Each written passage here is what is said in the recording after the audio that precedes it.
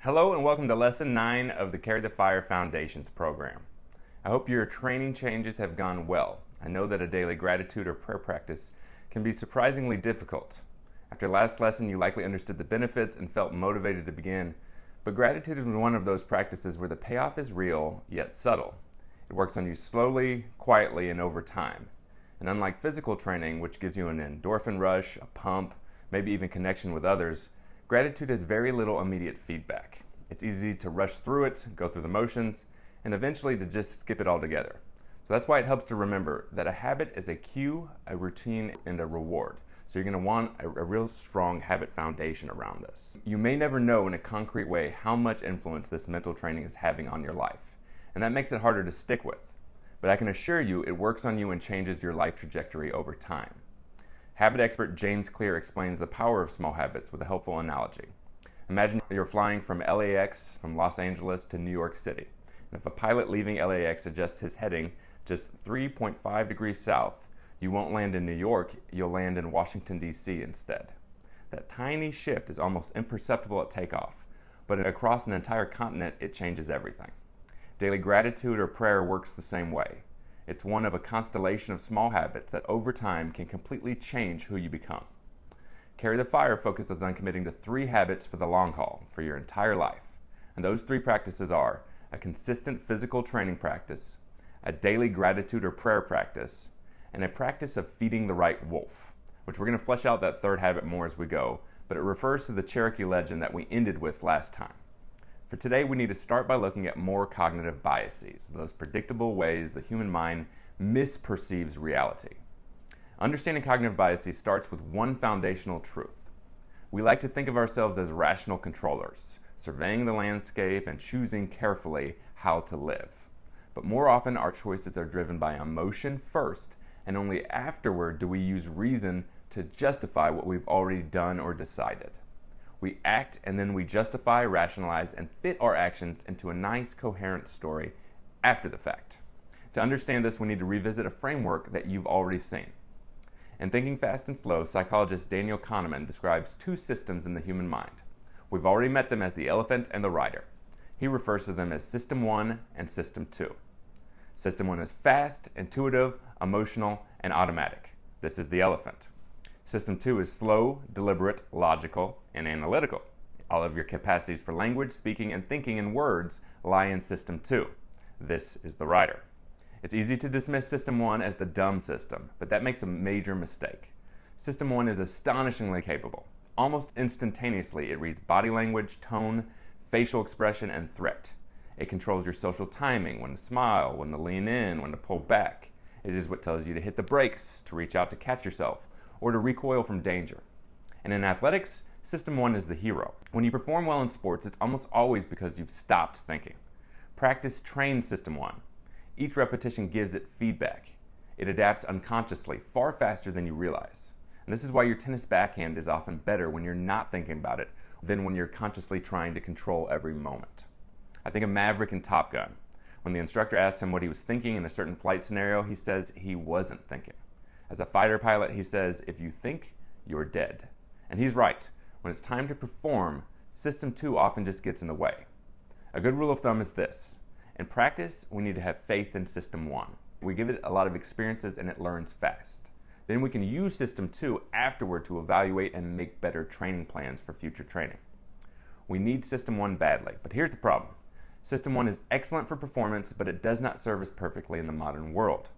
System 2, your rider, is better for logical decision making, long-term planning, and solving complex problems. And yet this is the major point you must absorb. Most people are being pulled along by System 1 and then using System 2 to create a story that tells them that System 2 was in control all along. To really understand this, we need to look at one of the most illuminating sets of experiments in psychology. In the 1960s and 70s, neuroscientist Michael Gazzaniga studied patients who had undergone a radical medical procedure. To treat severe epilepsy, surgeons would sever what is called the corpus callosum, the thick bundle of nerves connecting the brain's left and right hemispheres. The result was that a person with 2 hemispheres that could no longer communicate directly with each other. So what made this fascinating is that the 2 hemispheres specialize in different things. For most people, their left hemisphere handles language, reasoning, and explanation. You could see the left hemisphere as system 2 or rider dominant. So think left, language, logical. Likewise, you can see the right hemisphere as the elephant dominant. The right hemisphere processes emotion, imagery, facial recognition, and spatial awareness, but it cannot speak. Gazzaniga realized that severed corpus callosum patients gave him a rare opportunity. He could send information to one hemisphere only and then watch what happened because the two hemispheres could not communicate. In one of his most famous experiments, a split brain patient was seated in front of a screen. Gazzaniga flashed pictures of objects on either side of it so quickly that only one of their hemispheres could see them. When the word walk was flashed to the right hemisphere, the one that cannot speak, something strange happened. The patient stood up and began walking out of the room. Naturally, Gazzaniga stopped him and asked, "Why are you leaving?" Now remember, this question was processed by the left hemisphere, the part of the brain responsible for language and logic, all right, and explanation. But the left hemisphere had no idea that the word walk had been shown to the right hemisphere. And yet, without hesitation, the patient answered, "Oh, I'm just going to get a Coke." So this patient confidently came up with a reason, believed in the reason. It instantly had a reason, without confusion, without uncertainty, and without any awareness that he was guessing. The speaking part of his brain, which had no access to the real reason for the action, yet it confidently invented a perfectly reasonable explanation. And this happened again and again. Gazzaniga called this function of the left hemisphere the interpreter. All right? Its job is not to tell the truth. Its job is to create a story that makes you feel like you are a unified, rational being. So let that sink in, okay? That is what your logical, rational side is often doing. The part of your brain you identify with, the voice that explains your actions, defends your choices, and tells you who you are, is often making things up after the fact. You act, then the interpreter steps in and says, "Here's why that made sense." And this is not a defect, it's just how human minds work. But the implications of this are broad and profound, right? Everyone should know this. It explains why body language and communication matter so much. Think about it. When someone walks into a room, people's elephants, all right, that system 1 immediately begins leaning, making snap judgments about how friendly they look, and other things like their confidence, status, fitness, and trustworthiness. Long before conscious thought ever shows up, all right, those judgments are being made. We respond to those judgments automatically. Only afterward does system 2 step in and explain what just happened. It builds a neat, rational story that justifies the feelings and judgments we already have made. The same thing's happening when others react to you. That's why the little things matter so much. All right, you got to stand up straight, shoulders back, firm handshakes, make eye contact, smile, all right, greet people first when they enter the room, and carry energy into a room. These small habits nudge other people's elephants in your favor, and then the positive story follows. When you practice them consistently, they compound. Better interactions lead to better opportunities, and better opportunities change the trajectory of your life. Here's the core point you need to absorb. Humans are storytellers, trying to make sense of impulses that began somewhere much deeper. System 2 is not the driver, it's the press secretary. It's the inner lawyer sent to make a defense for whatever we've done or whichever way our elephant is already leaning. And yes, this applies to you too. You are often reacting first and justifying later. You too have major blind spots, though your inner lawyer is almost certainly trying to convince you otherwise right now. And this is the root of cognitive bias, moral rationalization, and self-deception. These biases are predictable patterns that tilt the elephant in certain directions. That's what cognitive biases are. And then they convince us that we chose freely.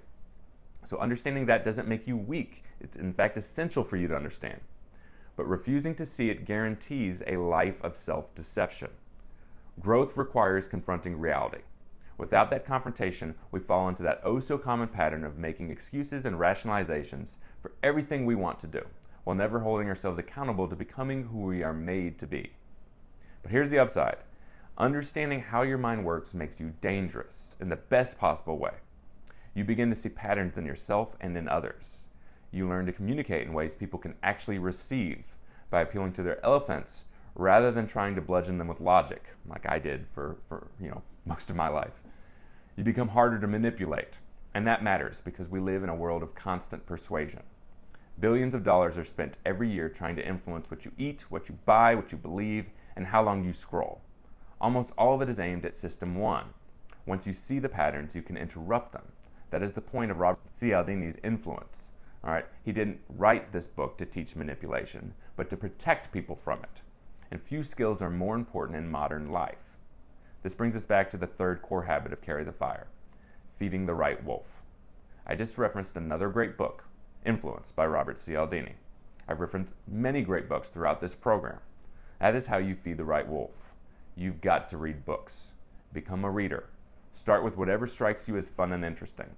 But once you are done with your schooling, you want to be the kind of person who still reads every day. You have been and will be exposed to a lot of vital knowledge throughout the Carry the Fire Foundation's pay. But this program won't be able to cover it all. No program can teach you everything you need to know. No school ever could. The real aim of education is to teach you how to learn and to awaken the desire to keep learning, to make learning a way of being. You undoubtedly know some good students, but eventually school ends, and those who stop learning fall behind. Those who continue learning intentionally, selectively, and relentlessly surpass everyone else. So right now this program is filling in for that third habit, your Feed the Right Wolf habit. I'm giving you plenty to chew on already. For now, I'm just planting the seed. The Arete man reads books. Embrace that. If you struggle to start reading, I recommend listening to sports biographies on Audible. It's a great place to start. Those audiobooks are really accessible. All right, that's all for today. Thank you for being here. Now jump into the discussion. Carry the fire.